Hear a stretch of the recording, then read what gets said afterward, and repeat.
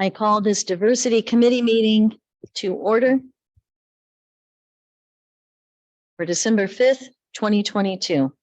Mr. Zink, would you call the roll, please? Mr. Adi. Here. Ms. Bodie. Ms. Casper. Here. Ms. O'Connor. Here. Ms. Schaefer. Here.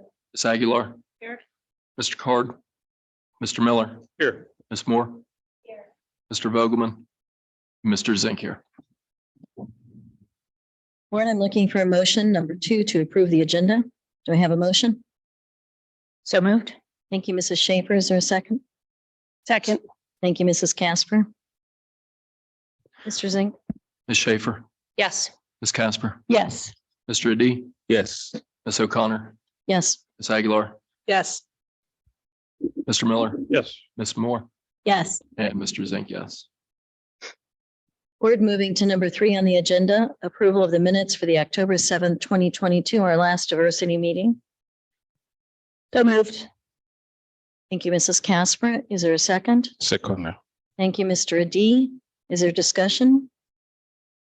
Did everyone have a chance to see these? Yep. Right. Without further discussion, Mr. Zink? Ms. Casper. Yes. Mr. Adi. Yes.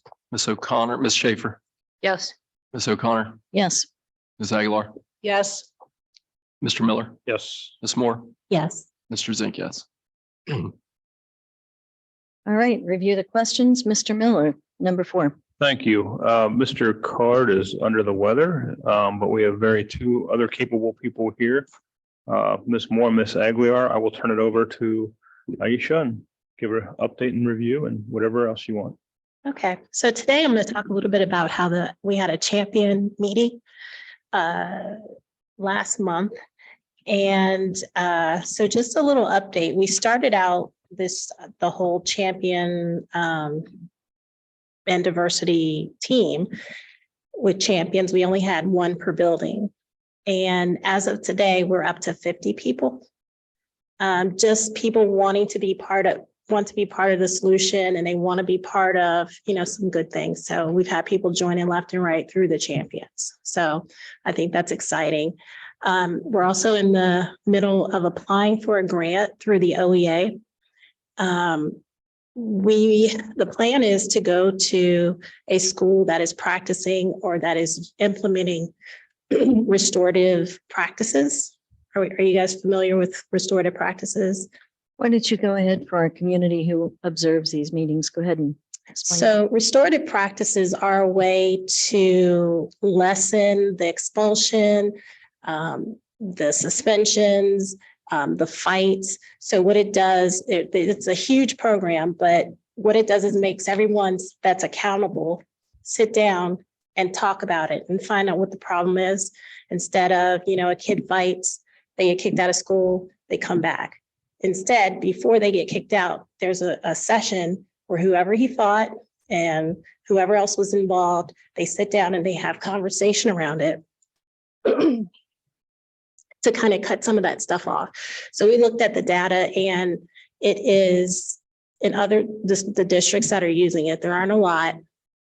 It has cut down on expulsion, like I said, and suspensions. And this is something that could really, really be effective for us. And so again, we are applying for a grant, and it's for $5,000. So to go along with that, it ties in with what we're already doing for PBIS. Yep. And so it's something that gives even more of a conversation around how do we keep children in school? How do we decrease those opportunities? And at a conference that I was at for parent engagement and community involvement, then there were several parents at the conference for different school districts using it, talking about how much more they felt connected to their child's school and learning based on those restorative practices, instead of you need to come and just take your child home, or being able to participate in the discussions with their children and the staff on what was going on. I was one of the people that went to Tennessee to get the training right before COVID, like 2 days before we shut down, along with Rob Vogelman and the Megan Cameron, we went and we learned so much and we just want to bring it back, but we need to see how to implement it in a large district and try to get buy-in from the teachers so they What understand. specifically was that conference on? IIRP. You'll, Sort of practices. Yeah. I just want to make sure we remember when we use our acronyms, not everybody knows what Okay. they mean. So PBIS, IIRP. Go ahead and explain those, please. Okay. It's a company that they write books and they have trainers that go out. The I can't tell you what it is right now, but it's Restorative Practices, and they have they hold conferences all over the United States. And PBIS, positive behavior interventions for students. So really looking at that proactive opportunity, and this really ties into building those relationships and connections so that even as we look at things that are impacting families today, we had a meeting and ultimately we had a child who was really struggling, and come to find out there were things happening with Christmas and with home and things like that, and sometimes behavior is the only language that a child might have. And so this is an opportunity to be able to Be proactive instead Exactly. of reactive a lot of the I lost my times. word. I'm going to go back. It's International Institute for Restorative Practices. Who's going to guess that? Fine. I mean, I was. I mean, how many IIs could there be? Right. And then one more thing that we're doing with the champions, we're doing a book study. And not with the school like we usually do, but just with the champions, so that because we've grown so much, it's kind of like starting from day one with the other 20, 26 or 27 people that have joined. So the book is called My Grandmother's Hands, and it's about trauma and how we carry trauma in our bodies. And it explains why there's so much trauma from a therapist around our kids these days. And we are having really, really good conversation around this. I think it gives our teachers, at least the champions right now, a perspective on what's going on at home and why we see the behaviors that we see here. So it's a really good book, and I think it's a great read. Kind of tied into that, and not part of this. We didn't talk about this beforehand, but I did get a report about the mental health of our students and Mind Peace, and our numbers this year are up, way up, but we're still being able to service them. So Andrea Longworth shared a document with me just the other day, and I'll share that with the board here soon. So And by numbers way up, you're referring to students needing services. correct. And again, for those who don't know, Mind Peace is students being able to access counseling here at Mental health school with a therapists, right. partnership with a not-for-profit where we basically facilitate that happening where they have easier access. So that's what I have. That's what we did at our last meeting. Questions, board? Yeah, I have a question. How, if you get the grant, will you start it in a certain school? Or are you going to try to implement it district-wide? Oh, right no, off no, the I'm bat? sorry. I didn't say that. We just talked, we had a meeting today. We're going to use a pilot school. Which one we haven't figured out yet, Okay, but for the school, we're going to have the people from the pilot school along with us, maybe go and see how it's done, and then they can bring it back, and then we can get it going from there, start small. is there any districts in the area that use it? I have not found one yet, but the ones I found are in North Carolina and is it Milwaukee, Chicago, Okay. Milwaukee, I think, Massachusetts. So I have to do a little more research and trying to find somewhere closer. Thank you. Mhm. I think the board would probably appreciate some more information on that before Okay. we start a pilot. Okay. Freddie, did you have questions? Not on this one, but when we get to general comment on diversity, I will. Is part of the practice, or perhaps you don't know this yet because you haven't gone through the training, do they do and give tools for the families? Like, is there a training component to help educate families on kind of what the objectives are, how giving them additional resources of how they can reinforce at home and work Absolutely. together? Absolutely. The whole program focuses on the whole family. The parents are part of that. I know we had talked earlier about you had a family that was using it at another school? At the conference that I was at, parents presented about that and their ability not only to, it's hard when you're parenting and you tell your child, well, how do you think they felt with that restorative practices, needing that ability for that child to say, this is how it made me feel. And for the child to hear that instead of a parent, how do you think it? And just that ability. And then for those parents being involved with the staff to be able to have that conversation of, okay, and what do we do next? And if that child might have to leave school, when he comes back or she comes back, what's that going to look like? And how do they immediately step in versus some of our students that might have a suspension and they go home, well, then they come back maybe a few days later and just step right back into the classroom. And maybe the student's not feeling comfortable, the student coming back is not feeling comfortable. This really leaves everything ahead of time so that everybody is stepping back in, ready to learn right from day one, instead of having a lot of that anxiety surrounding both whatever incident occurred before, but also coming back to, how do we handle it and how do we communicate with one another and really build those relationships, which is part of that PBIS that we've been doing, for 15 years. Yeah. Well, and I feel like we've gotten some questions or requests previously of folks wanting to sit down at the table and kind of talk it through. And then that creates a bit of a problem with the whole confidentiality and everyone has to agree and, how that whole process works. So I can see a lot of opportunity for improvement. You're with- talking about when there's conflict between two students and their Correct. families would like to talk to one another. Yeah. Yeah. I will tell you, we had a chance to pilot it because I get asked a lot, can you come over and do a circle? Well, we're not there yet, but we did do one right when we came back from the conference.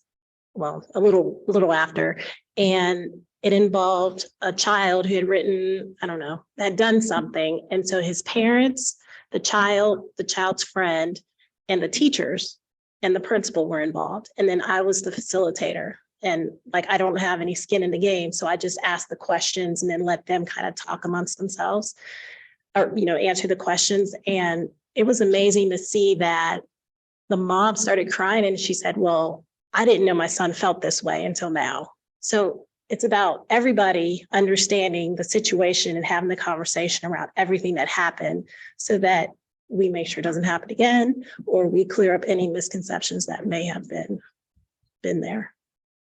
And it sounds like to me, this program, along with PBIS, it's kind of why Ohio put social emotional components into the learning standards, because kids can't learn if they're distracted by all of this noise that's both happening in their life as well as at school.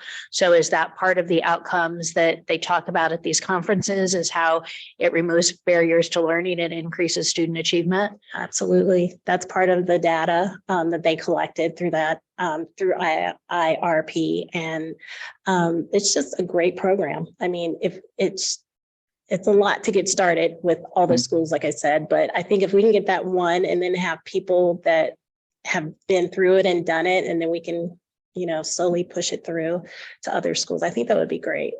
It'll do a lot for attendance, like we talked about, and expulsions. I guess in my mind, when you were talking, I kind of went to a doctor, like you wouldn't just always treat the end symptom. Right. You want to go back to the root cause of what's causing that behavior in this case Exactly. versus a medical symptom. I mean, it just logically makes sense to Right. figure out the underlying cause of the behavior, because behavior is always a symptom of some greater issue underneath. I think back to we've all, or most of us have at least volunteered for Be the Difference, and they always say hurt people. Absolutely. And, so that's kind of what I'm thinking when you're talking is kind of along that same line, is how to. Yes. Going back to the root cause of bullying and some of those issues, which Exactly. we know is an issue in every school in the nation. Right. It's all about conversating and communicating with one another, Right.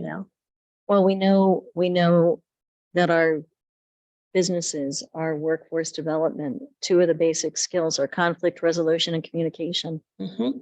And I think if we take it back to those skills that they need that are not always easy to measure, Right. there might be a place for this, but I do think the board would probably like more information on it before we institute a pilot. and would like to understand the measurables that will be attached to that. Okay. How is this going to be measured as being effective? And I agree with Mrs. Schaefer talking about everything we do should be wrapped around barriers to learning and student achievement. Absolutely. Everything that I talk to my champions about are how to help teachers get through the barrier so that they can teach, because, you know, it's a lot. And we're trying to teach them how to have difficult conversations and just how to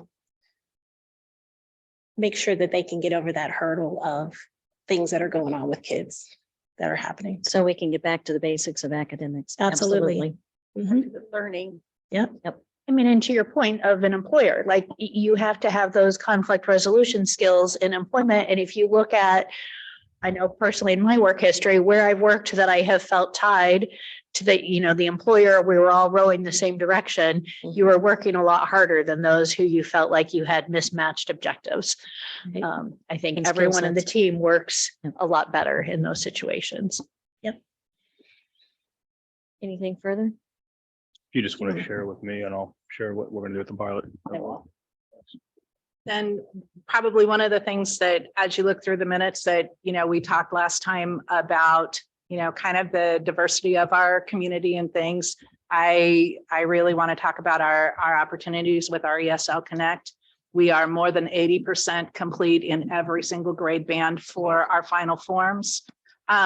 We are completely done from an ESL standpoint in 6 buildings, getting ready to take on a high school, which is, that's a hefty jump, but we feel like we're ready to do that. But the idea that in completing all of this, the number of things that are not measurable as a data collection, but are more anecdotal, you know, the ability of our families sharing different things with us. But number one, thank you so much for your support and help with this. That's why we came to this district, is we knew that you would help our children and we knew that you would help us when we didn't understand. And I think that, you know, I've been getting phone calls from families talking about, you know, Miss Leah, I wanted to say that my child's not going to be there, but it's only in English. And I keep saying, it's okay to leave it in Spanish. It's okay to leave it in Arabic. It's okay. It's our job to figure out that. You leave it however you need to leave it. And whether it's an email or a voicemail or anything like that, we appreciate you taking the time. And so our parents have been really receptive. So it's been great. Mr. D, you had some general questions? Yes. During our last meeting, I sent my email out. I got a response to the email. And this is just my general observation, which is going to be like input into what your team are doing. Data's don't lie. If you look at the numbers, you see that from 2013 to 2014, compared to 20 to 21, the numbers increased. Our diversity increased. In fact, for Hispanic, even almost double. So there are a lot of work that you are doing, but like I ask, and I also made my recommendation is you need to make your impact more felt in the community. I don't know how that can be done, whether it's by more information shared in the community or whatever that is, let the community see the impact of that department because it's not being felt. And I'll be honest with you, people have so much information that is not right about diversity and inclusion. So whatever that is, put more information out there for the community to see the impact. Another thing too I want to know is like, one of the dividends is, like you indicated here, is inclusion. If I go to the school, say maybe I go during lunchtime, I want to go to see how the students relate. Am I going to see them like involve each other in lunches? Or I'm going to see clusters of people sitting according to whatever difference they have? Because how the community is also going to see that is the students being working together, friends, having lunches together in groups. That is a major dividend that I can see the community will support. And I think that we're really lucky to have Betsy and Lauren really put all of that out there for social media, for all of our communications, that we have a very, very wide spread presence that is always capturing activities that our children are doing, whether it is an activity before school or after school or during their learning period or even during their lunch or recess opportunities. But I think that they're really good at capturing that, and our schools are good at that, because some of that also requires people to know who is able to be photographed and who isn't. So it's not something that we necessarily take those pictures, but our school building administrators and our communication team takes care of that. So I think they get all of that out there. So we know who has the right access. I would think that the best way to do that, Isaac, if you have people that want to be more involved in that, is if they don't have kids in the school to subscribe. I wish I could talk to our newsletter where we put that kind of stuff so they can see what is happening. Yeah, what is happening in the building. Okay. If you go into a building at lunchtime, though, you're going to see kids eating by homerooms. There's 20 minutes to eat, so there's not a lot of Get them in, get them fed, get them out. It's like get in bed, get them back to class. Okay. Not a lot of interaction at lunch. Okay. But I do believe that Mr. Adie's point is well taken. Yeah. That showing the value, the return on the investment. Right. Of time and energy and treasure is important to do as well. Why do we do this? Yeah, and I agree with Comes all. back to barriers for students. Uh-huh. I agree with all that. Sometimes too, we have to be cognizant. Some of the families, and some of our populations don't like to be out front, so to speak. Sometimes we have to kind of pull back a little bit. With some groups that we talk with.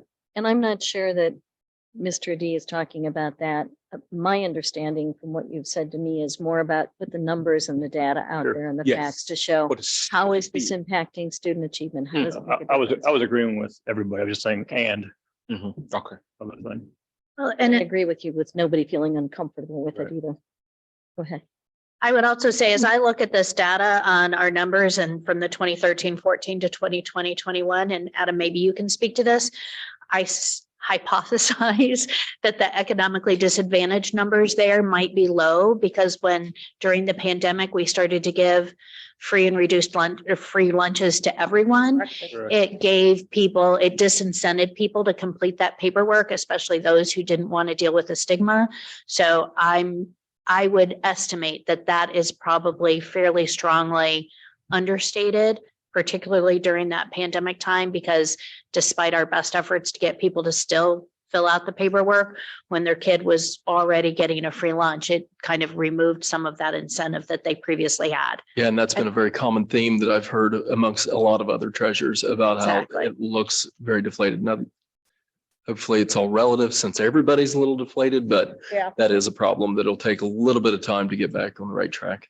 I think one of the things that through my team that we're seeing with ESL Connect is that because everybody has to complete final forms, and that is a part of it. I think that I know right now we are already significantly above where we were. And I have an idea of we're still going to climb another percentage or two by the time we're completed, just based on the buildings that are out there. And that's, we have a huge impact of both what the pandemic looks like and then the impact of final forms being a way to further encourage connection to available resources. So do you have the data on what that looks, what our current snapshot is? Does anyone have that, or? Ballpark, we're close to 23%. Okay, that's what. And when you look at the number of enrollment, ballpark at 23, where, Yeah, it's 22 and some odd, but yeah. if So we just do a round number. and that's what I was thinking, that would be more comparable to the 19 and 2013, 14 to kind of a 23. Now, that doesn't surprise me too much. No, it's only continued to grow. Exactly. And it's hard because I love numbers. Yeah. Just had that conversation. So things like that come easy to me, but most people don't. And so I think a lot of times when you look at these numbers, they're really embedded in our quality profile and things like that, that include photos of our kids and activities, but really also kind of have that picture to go along with the data to be able to share that. And that quality profile is out there in the community every year, but people don't want to read numbers. I do, but Well, to see the trends, as Right. Julie's talking about, to see the trends over time, those numbers were significant when I came on the board a long time ago, and they've only continued to grow. They've never backed off as far as I'm aware. What I'm going to ask us, because we have another committee meeting in just a couple of moments. Are there other questions, comments, concerns, anything else we need to know? Would like some follow-up on the IIRP program before we bring in a pilot. Is there anything else? Nope. No. Mr. Lee, you good? All right, then thank you very much. Appreciate your time. I'm Thanks. going to adjourn us for a couple of moments. Okay. And then we'll start again at 5:30. Are we starting up here and then going down? We'll need to start up here. in the executive session.